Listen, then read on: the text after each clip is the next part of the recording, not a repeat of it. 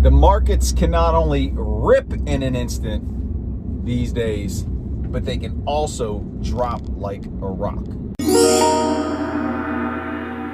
What is going on, everyone? Jeremy Ritz here. Courage pays better than fear trading. I hope you are having a phenomenal practice Friday Eve. It is officially take your kid to work day. So my kids spent time with me today learning about the stock market, how to trade, how daddy buys and sells businesses via trading, and the other things that I do on a daily basis.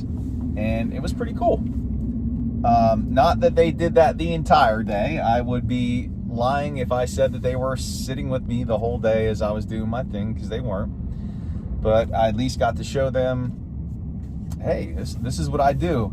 And my daughter was like, well, what are these bars down here at the bottom of the screen? I was like, well, honey, that's volume. That's the number of buyers and sellers, the transactions that come in. So that was a pretty thoughtful question. But anyway, jumping in here today, perfect example of how these volatile markets like we have right now, anything can happen. Still a headline driven environment. Yes, we've been ripping higher after we were dropping and dumping lower off the start of the war there in March. And everything is so sensitive to the news. And right now, I made some notes here before I got in the car to share these things with you. But we had the Iranian parliamentary speaker who was part of the negotiations and was leading the charge in the talks with the United States. He resigned, or depending on which source that you read, he was forced to resign by the Iranian military, who want to take a hard line, who says that he's taking too soft of a line against the US. And so he is no longer negotiating. Now, when that happened, the SPX was trading around 71.35. And right when that news hit, it started a drop downward of about 89 points, and it got to a low of 70.46. So again, those headlines, when they pop off, when they drop, dump things in an instant, just like Trump's tweets of, hey, we're extending the ceasefire or what have you, rocket the markets higher. So it's a back and forth, this interplay between these headlines that come out. And that's why you still must have your head on a swivel, because yes, we are ripping right now. We set new all-time highs. Everything is pushing. Well, not everything. If you're software, you're definitely not pushing higher. But you just have to be careful, because things can flip at a moment's notice. And there are still people out there calling for the major crash.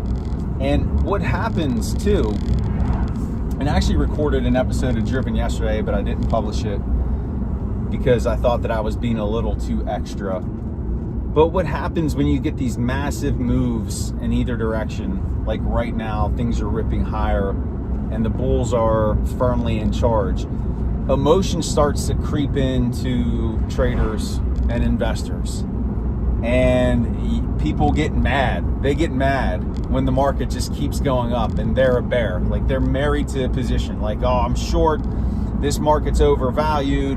This is a bigger bubble than the dot-com era. This is going to be worse than 1929. We shouldn't be going up.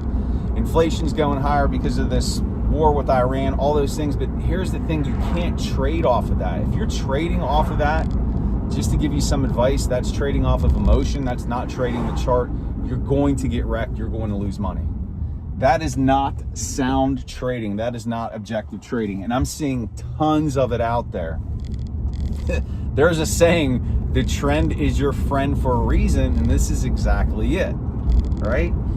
And even on that dump that we had, the bull stepped in, bought it back up. Now, at the time that I'm recording this, the SPX is down 40 points, so it is red, right? And there's no doubt there's weakness out there. There's reason for concern. But trade the chart that is in front of you, right?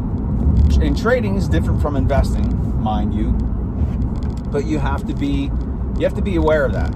So if you're just trading exclusively on, oh man, these values, these prices of stocks are so high, I'm loading up on puts or I'm shorting, you're going to get wrecked.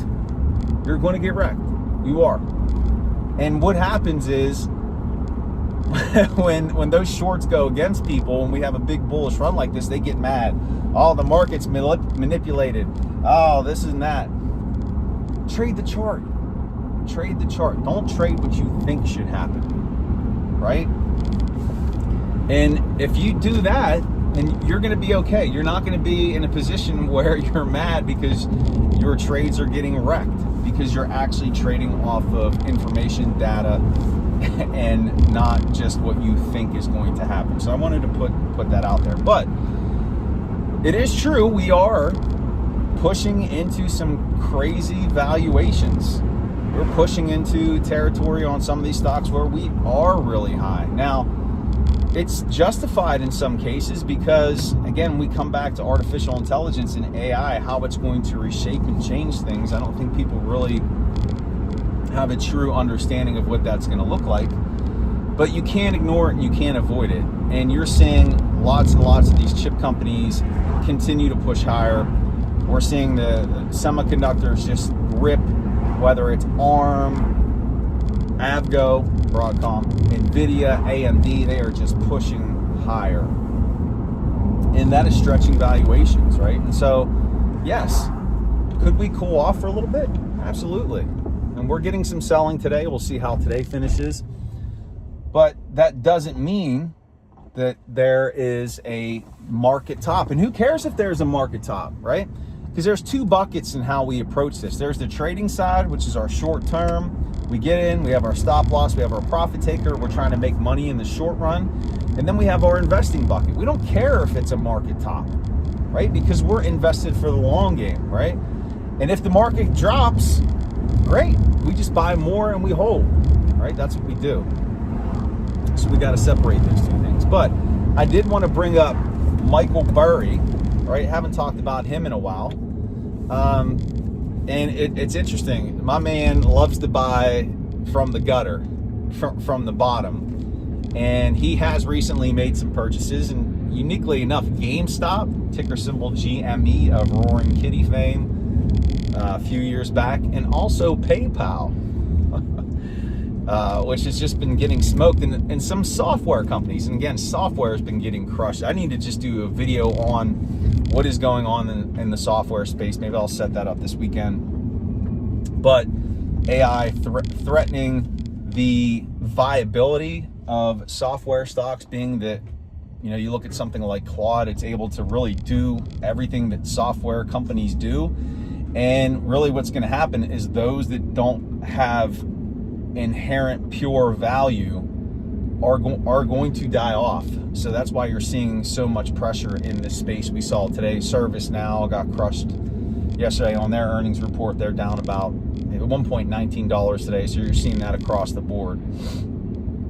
But Burry is buying some of those software stocks, which is interesting. So I'm actually studying right now the software stocks to see just what I told you there, which companies actually do have some component of their business that is unique enough that they will survive and withstand AI and will actually get stronger because of it, because everything is massively discounted in the space. If you can find those 1, 2, or 3 companies, you could potentially have yourself a great investment. So I'm doing that homework for myself right now, and maybe eventually I'll share that with you. We'll see. But Burry says, and I wrote this down, that the problem right now, the problem with the markets being as overvalued as they are, it's too big to save.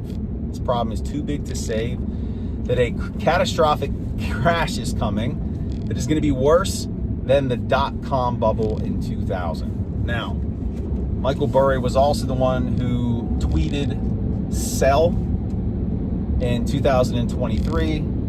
And that just so happened to be the start of this bull run that we're in now. So take it for what it's worth. But you do have bears out there who believe that this thing, even when we were down almost 10%, who still believe that this thing is overvalued and has got to come crashing down.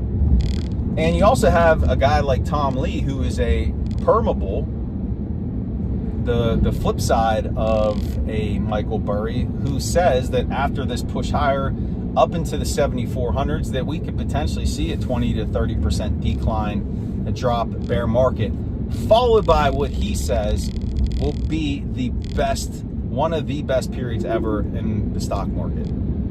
So just keep that in mind. And it's going to tie into the video that I'm working on right now that is either going to be out Friday or Saturday, so stay tuned for that. I'm going to share something with you that's fascinating and that you're going to want to know about. It's related to presidential cycles and what that means for the market, what it means for your money. So stay tuned for that. Again, either Friday or Saturday, that's coming. But that's where we are. Still a headline-driven environment. We're not going to get resolution on this conflict, and it's just going to be ping-pang, just volatile. So learn how to trade that volatility. And for crying out loud, please don't marry a position. Don't just be a bull. Don't just be a bear. Trade the chart. Trade the trend. You like money. Respect your money. Honor your money, because if you're not, you're just wasting it. All right? So let's see where we go from here. We are due to cool off for a little bit. It would be nice to get a little 2 to 5% pullback ahead of the big boys reporting next week. I think they'll kick off on Wednesday. I'll have previews for all of those next week. So nice little pullback into those earnings. Let's come down into the 6900s on the SPX. Let's consolidate a bit. Let's get one of these earnings reports, and let's spark this sucker back up to new all-time highs. So that's what I got for you here today on this episode of Driven. Shout out to everybody who participated in From Fear to Your First Trade. You guys were awesome. Day trading accelerator class is live. I'll be starting to push that out on Sunday. If you want to learn how to day trade, sign up for that. I'll talk about that more in an upcoming video. But in the meantime, in between time, make it a great day. Honor the moment, and most importantly, be grateful. Take care, everyone.